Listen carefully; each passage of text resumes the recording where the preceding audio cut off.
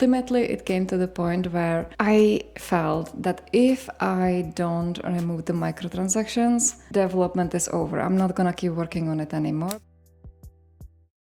Hi, my name is Misha and I'm working on a cozy pet game called Dracopets.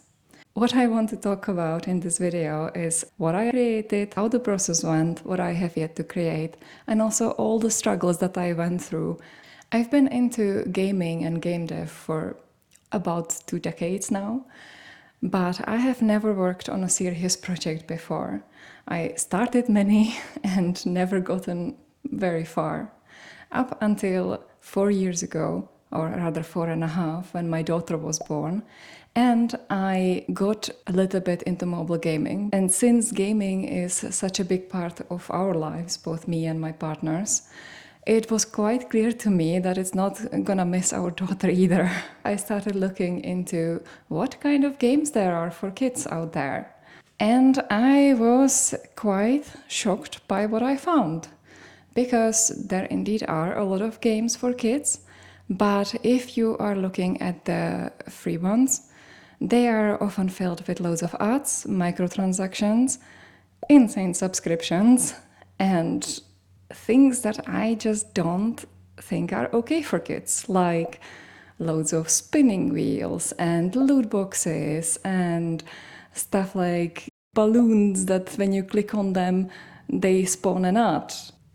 I think that is a little bit scummy. Like, look at these reviews. This is a scam app, don't download. When you open the app, a pop-up window will appear asking you to purchase or subscribe weekly. And if it is children playing, this will automatically charge your Google Play account with any mode of payment linked to it. I was surprised that I was charged by this app even though I have enabled my biometrics. Worst thing is, they even wouldn't provide me a refund for an accidental purchase of my daughter. There were so many people like this saying that they got a bill for like, I don't know, $150. Like, imagine that you have 3 part-time jobs and you're just barely scrambling by, and then you get charged by a free kids app, something like that, and you cannot get a refund. It's ridiculous. Very much aimed at young kids, has a loot box system with almost no barriers for purchasing things. $10 a week, are you kidding me? It's not even worth that. I'm so tired of kids games taking advantage like that. Yeah, you and me, sister. And there is no end to these kind of reviews. Of course, when you look at these games and they have like tens or even hundreds of million downloads, the overall rating is quite high, like above 4 point something. Yet, they are still filled with all these, in my opinion, very harmful things for children. Am I the only one who thinks that we should not advertise this much to kids? And so I decided that I will do something about it. And I will create my own game. Specifically a pet game, because I am really into cute things and fluffy little creatures and into cozy gaming. This was very close to my heart. And so I started planning how to go about it. After a little bit of designing and a little bit of concept art, I had to postpone the project. I vastly underestimated how much work it is to care for a little baby. And I just did not have the time or energy to keep working on it. In the meantime, we moved to another country and I went through a massive burnout. As a part of my recovery plan, I remembered that I had a game project that was very cute and I wanted to make it. And I have been working on it ever since for the past 1.5 years with a little break. You may know that when you start a project, lots of things are going to come up. Stuff like boredom, or perfectionism, or hopelessness, or the struggle with how am I going to tell people about this game? Because if you don't tell people about it, people will not know about it. So, as someone with a massive fear of being seen and taking up space, that was a major struggle for me. I went through a minor crisis pretty much every single quarter since then, and I will talk about what I did about it and how I managed to stick with the project and hopefully how I will take it to completion. Let's look at what I created And then I will talk about how I would like to remake it for a PC cozy game. So at the start you can pick out of 2 different beds. We are gonna go with this one. Why is only the other one wiggling? That's weird.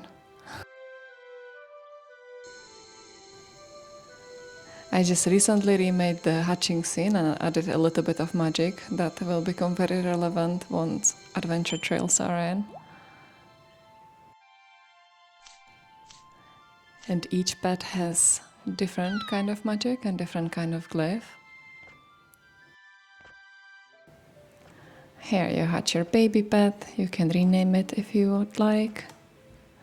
I'm not gonna do it for now. And then let's go in the game. Ooh. Yes, I just recently added being able to pick up the pet and carry it around the room, which also gives a little bit more use to their wings instead of being just cosmetic. Now, I think in some of the other games you can also pick the pet up and then like when you drop them, it doesn't look very nice. Okay, but for now we will pet the pet. And now let's make some food for them. You have a variety of recipes.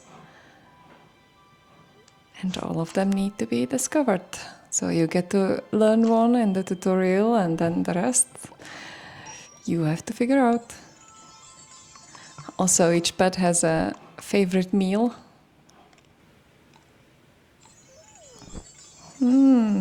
Okay.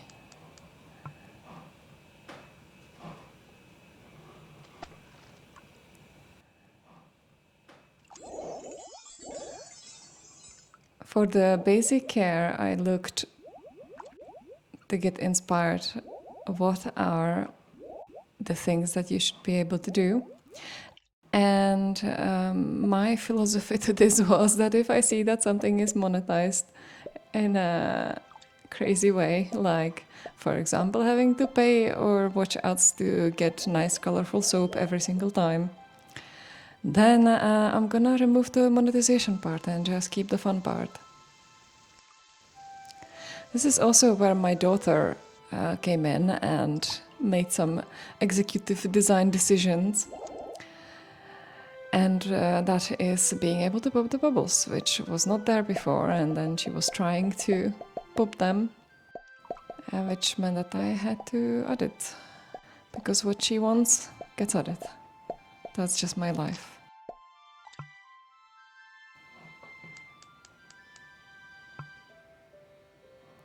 Okay, let's send the pet to bed. Also, another thing that she mentioned that I did not think of is why doesn't the alarm clock wake the pet up? Well, now it does. If you customize it out of the room, then you can still wake the pet up by tapping it.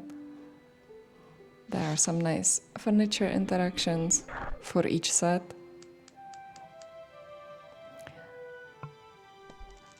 For the mini games, pretty much the same as for the basic care. I look at what is popular and I remove the annoying monetization part and make it a little bit more forgiving.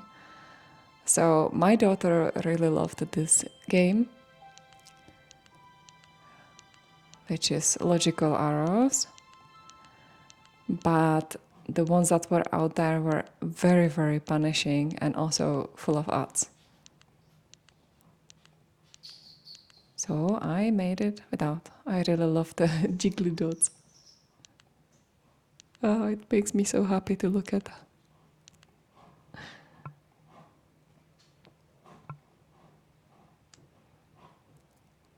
Or the sorting minigame.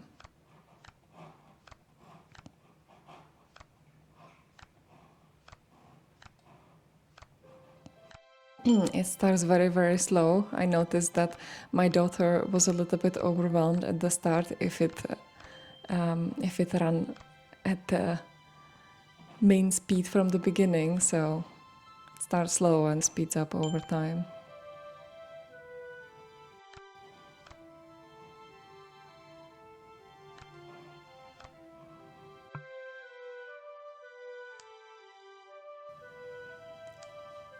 Here, the coloring needs a little bit of a rework because it is not the best to play on the tiny screen. Like, it's okay on a big screen, but on a tiny screen it just doesn't work so well.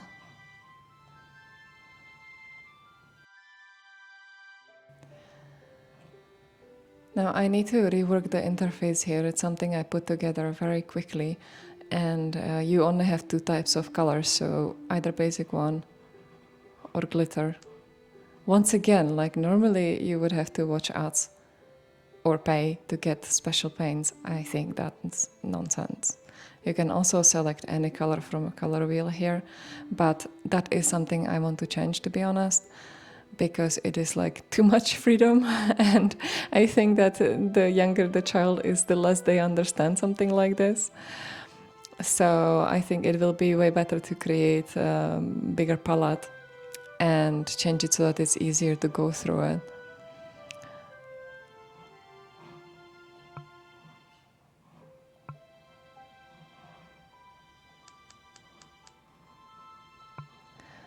And the last addition is the garden, where you can breed different flowers. This interface I will be remaking next week probably. It's okay when you are starting and you only have limited amount of flowers, but once you get to about 60, 70 different flowers, it becomes very, very difficult to see which ones you're missing and which ones you need to combine. You have multiple different qualities of flowers that you can get, including some legendary flowers, and the chances for rarer flowers grow as you collect more unique ones. I think that what it needs the most right now is to be able to add some filtering so that you don't have to go through the entire list of flowers, and also be able to see the preview of what you can possibly get from this pair.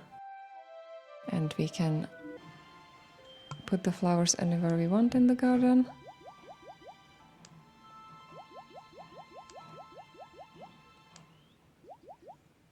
All right. Here we have a journal. That is also a latest addition. You can track your collection.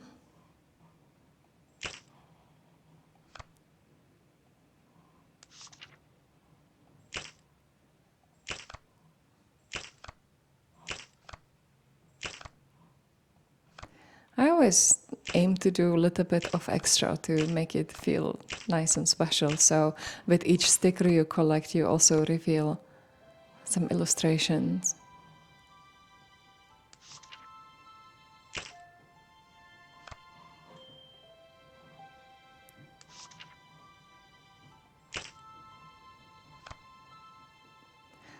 Now let's look at the shop.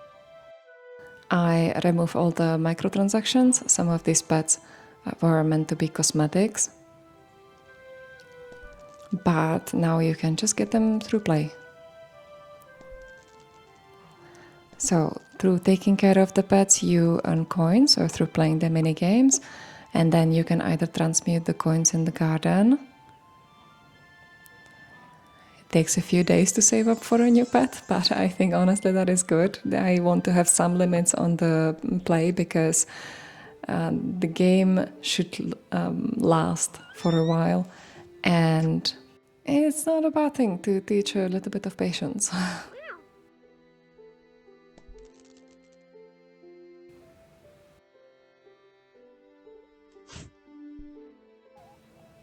There is also a rotating furniture shop where you can collect different kinds of furniture sets or mix and match. So let's see, let's get this one. This changes, I think, twice a day, and it's bound to local time, so I think it's like midnight and noon. Not entirely sure right now. Let me see. Yeah, okay, there is a timer here. So yes, it's midnight and noon.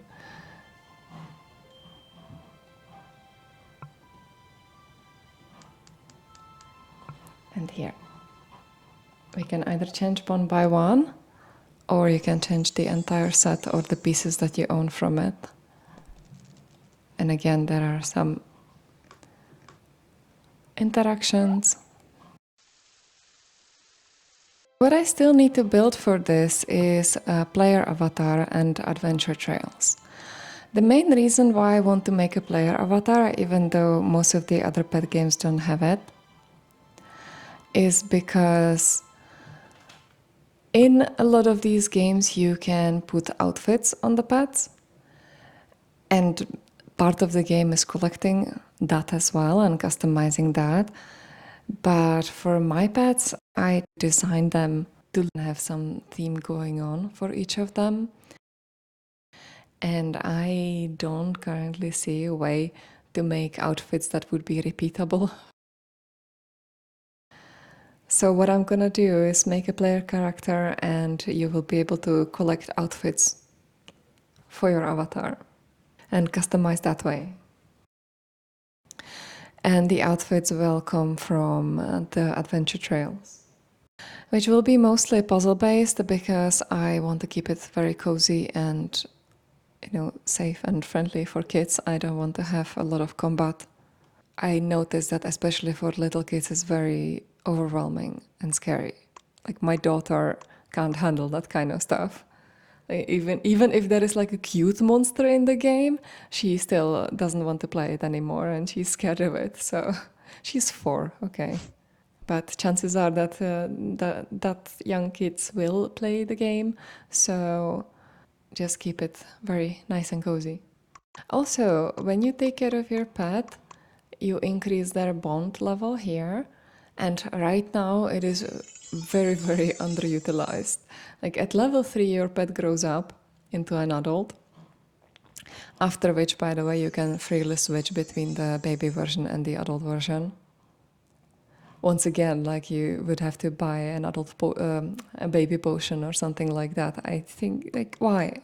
All these game design decisions that are made for monetization only make the games worse for the player.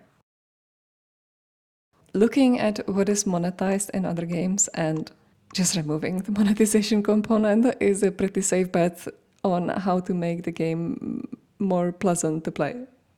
And let's be real, like the baby versions are super cute, the adult versions are very majestic, and different people will have different preferences.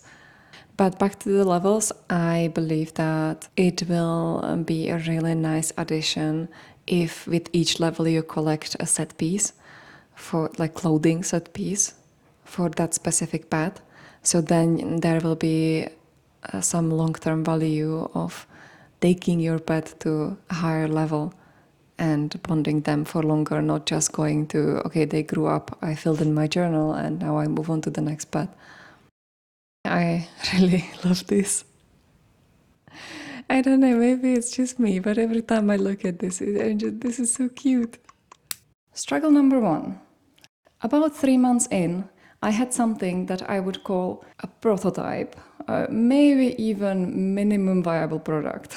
I gave it to a few people to try it. Sadly, they were very far from my target audience, but it is what I had available at the time. I mean, among those people was also my daughter, which was exactly my target audience, and she loved it very much. But aside from that, it was mostly men who like to play stuff like MMOs. Maybe that was a mistake, because the feedback I got back was a little bit crushing to me. There was some positivity to it. So stuff like, oh, this is cute, and it looks like competent development, and it's good enough for kids. Which I still hate that feedback. It's good enough for kids. It's like, yo, this sucks, but kids have no standards, so don't worry about it. I had to get over this and accept that good enough for now is an important thing to internalize, because otherwise you can never get anything done. However, the main struggle that I went through was that I wanted to be a little bit self-indulgent. Yes, I had my mission of creating this beautiful and pure app for kids and making something better that doesn't require you to pay all the time. At the same time, I really wanted to make a game that I would also enjoy playing. So something that would be good enough for adults and at the same time could be also played on the PC.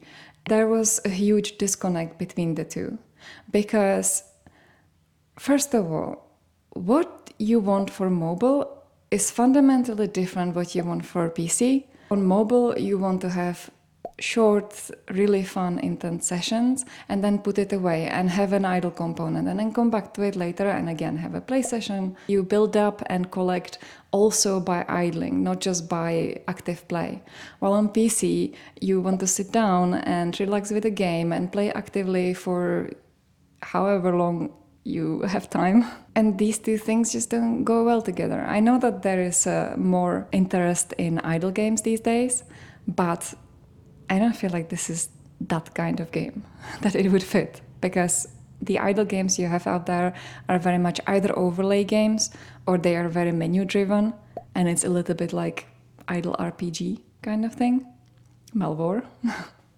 I played that, I like that. That was an issue number one. Issue number two is that for kids, ideally, I would want to keep the game as simple as possible. No really in-depth mechanisms, not a lot of text. While for adults and cozy gamers, I would want to go in the opposite direction. Have some kind of nice, wholesome story, have a bit more in-depth mechanics, and increase the complexity. Then there was also the issue of resolution, because I am making the game in 2D, and for mobile I am making everything in full HD, while on PC most people still play in Quad HD or 4K. All these problems led me to this crossroads where I had to decide. Do I want to continue with my mission and create what I set out to create for, I hope, the good of the world? Or do I want to be really self-indulgent and make a cozy game that can be played on the PC and that, I can also play? And when faced with this very difficult decision, I surprisingly chose to follow my mission. I had to grieve the fact that it is not going to be what I wanted it to be at the beginning, because I just don't see a way to make it happen. Or at least that was the case back then. I actually know exactly what to do now to remake this to my vision without abandoning my mission. Okay, come over here. I'll let you in on this amazing plan of mine. I think the first thing that will also solve the resolution issue is to give the player an entire house, and the rooms are all on the screen, so that you can zoom in, but only to the point where it still looks good. And also, like in a household management game, I don't think anybody will want to play that zoomed in. But on the other hand, it's like a nice intimate moment with your pets. Now, if I'm going to do this, then I think the best thing to do is to give the players as much freedom in customizing their home as possible. So in the mobile game, the furniture positioning is determined. You can't change it. You can change the pieces themselves, but you can't move the bed somewhere else. Things like that. While on a PC, obviously, you would want to put the furniture wherever you want on some kind of grid-based system, and also build the kind of house you want. The best thing about a system like this is that it unlocks the player's creativity, and I would be very thrilled to see what comes out on the other side. For example, I made this wizard tower. Of course, in a game like this, you would have all of your pets present around the house, not just one at a time. I also built this princess castle and this manor. I would be really curious to see what kind of buildings players can come up with.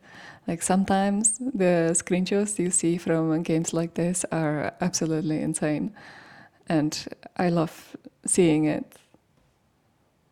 So where in the mobile game you have a simple loop of take care of your pet and engage in the activities which all helps you collect things for your journal, which then allows you to also have more pets and take care of more pets, and it's a lot about collecting things. While this game for PC would be a lot about household management. And you would have a bit tighter loop of you hatch pets, you learn magic from them, then you go on adventures where you use that magic, you collect materials, you go home, you build a better home for your pets, then you can hatch more pets and learn more magic, go on even bigger, more interesting adventures, collect rarer materials, build even better home. I would also really like to add a nice, wholesome story layer, which is something that I can't really do for the mobile game. As I said, like a lot of young kids can't read, and that I am not talking about third graders having terrible literacy rates. I'm talking about like 4-year-olds. Technically, the mobile game is designed for kids 6+, but I think that kids younger than that will definitely play it. It's gonna take a while before I start working on this, but honestly, after spending this weekend on some concept art and outlining, I am really excited about it. Because back when I had to sort of abandon this dream to make the mobile game, I really had to grieve that. Like, I really, really wanted to make a cozy game like this. But I just did not see a way to make it happen. Well, now I see a way that will have a positive feedback to the mobile game. That is very important to me because of the mission behind it. And I can still create this. So once I finish all the features for mobile Dracopets, and there are adventure trails, and there is a player avatar, and everything is nicely polished and finished, and I can switch it to live service updates, then I can go and start implementing these changes. Hopefully I will find some people who want to test play in the meantime and give me feedback. People who are actually my audience. Yeah, I am just really hyped about it. I want to get back to it. Soon. This motivates me to work harder on the mobile version. Once I can transition to this game, I create new furniture sets, it also goes in the mobile game. If I create a new pet, it also goes in the mobile game. If I create a new adventure trail, it also goes in the mobile game. Just as a simplified version of what will be in the PC game. Maybe the PC game eventually will come to mobile as well, with a one-time price. Okay, that leads me to a crisis number 2 that happened about half a year in. And I think that if you have stuck with the project for that long, you probably know what it is. Somewhere between 6 weeks and 6 months, you will start to get bored of your project. And all this doubt creeps in. The excitement kind of starts to wane, and you see all the issues that are there, and you also see the huge mountain that you still need to climb, and it's like, did I really want to do this? Is this, does anybody even want this game? What am I doing? Is this any good? I don't know. As I said, like, I have a really big fear of being seen. So just going out there and asking people for feedback or asking them to play my game is very, very difficult for me. I am pushing through it as much as I can, and that is why I'm here. But a year ago, it just seemed like I could not overcome it. I made some very half-assed attempts to tell people about my game, like making a tiny Reddit post on a tiny subreddit that like 5 people actually read. And then I decided that I am going to just release the game. Which, if you are making a game for Steam, I would not recommend doing this. Making games for mobile is very, very different, and the algorithm that the store runs on is also very different. Like on Steam, you have this new and trending thing, and you basically have one shot to make it work. So you want to have a big launch. On mobile, it doesn't really matter, because the store looks on the latest trends, and you can pick up speed at any point. It's very, very different. So I decided to release my game just to get over this hump of I am too scared to put myself out there. So I'm gonna release it and see if at least somebody downloads it. Because the store theoretically should give you at least a little bit of attraction at the beginning. It's not gonna be huge, it's gonna be like a handful of players, but it's something. So I did just that. I went through the entire publishing process on Google Play Store. I filled in all the compliance stuff, and it was really good to go through that experience of like creating a store listing. And my store listing was terrible. It still needs work, but my first one was like really, really terrible. The screenshots were dull and ugly, and the text was like very technical, which for a kid's game is so dumb. I was still very much in the mindset I just need to make this exist and I will make it good later. Now I am getting to the part where I'm trying to actually make it good and not just functional. So my store listing very much reflected that, and I did not get a whole lot of traction. I had like 2 people in Yemen to download it, and that was very much it. I will tell you that when I released the game, it was very far from what it is now, because there was no music, there were no baby pets, no garden, no playroom. There was almost nothing, basically. It was very bare bones.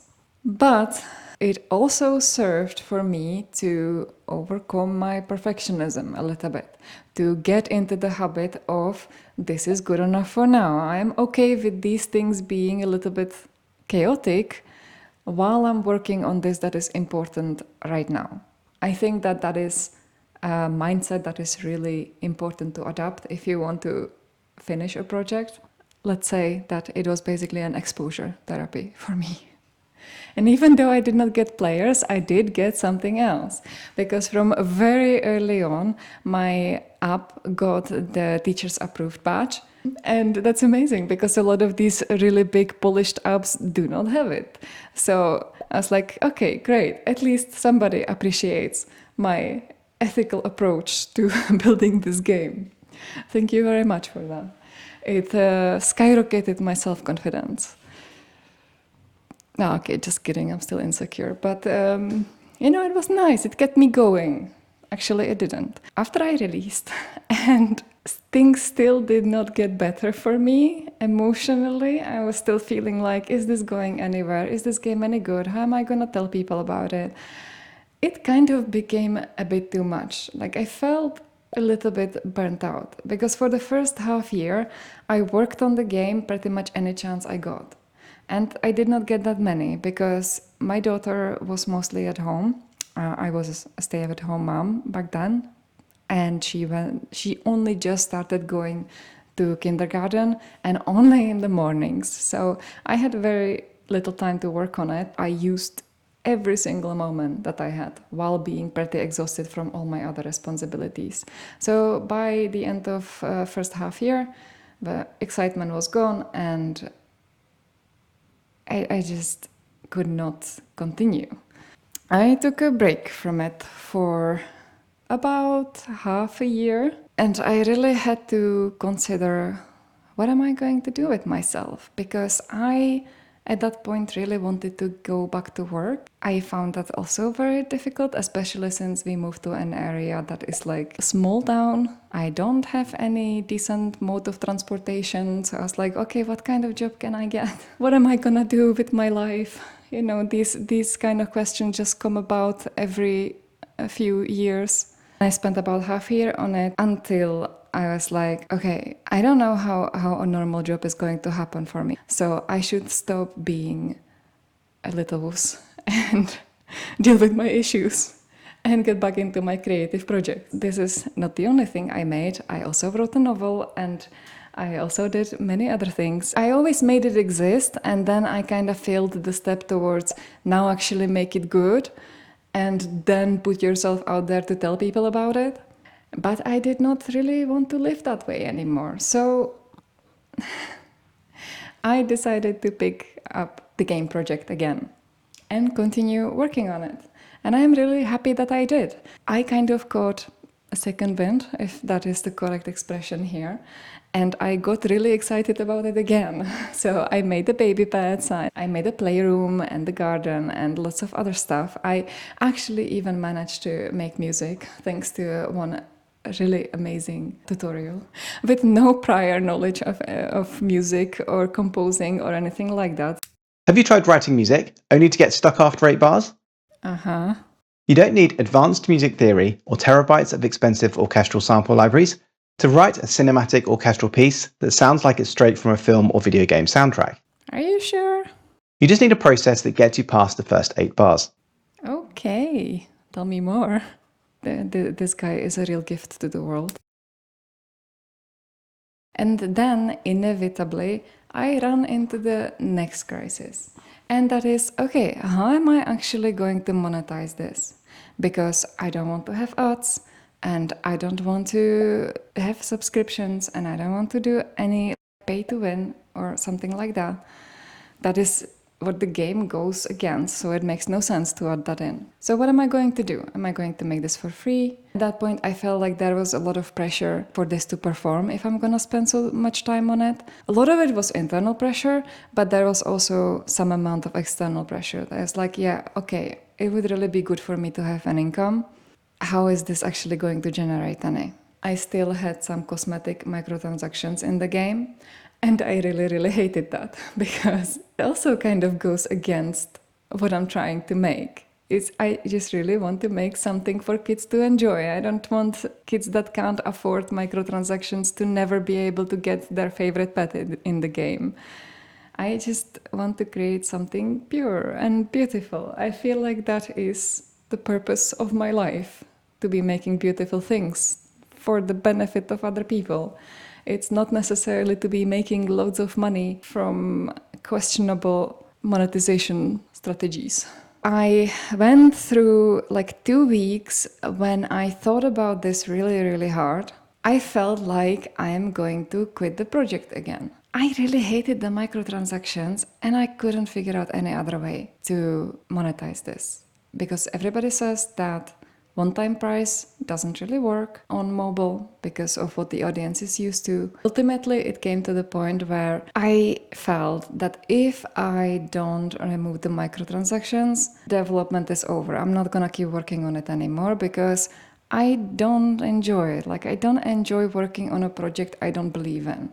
And if I don't enjoy it, I'm not gonna stick with it. I mean, like making games, it's a lot of work and it's a lot of hard work, especially when you're by yourself and you do all of it, like art and coding and audio. I've never known how difficult audio is. Like I've never gotten so far into the project that I would even start adding audio.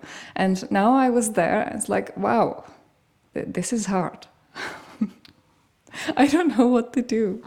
It still sounds bad. I still have to figure out how I'm gonna make it sound good. But it's getting better, okay? Everything is getting better. I'm working on it. In the end, I decided that it will be for the best if I just do what feels right for me, and the answer to my problem will appear at some point. It will be okay. I decided to trust in the universe or whatever. Surrender, all that kind of stuff. I removed the microtransactions, and since then I've made a lot of new additions. And it only took like couple months for me to get the idea of how I'm going to monetize this. So in the end, it worked out really great. Just follow what feels right for me and the answer will come. And it did come in the form of my inspiration and how to rework this into a cozy PC game, which can then be sold for one-time price.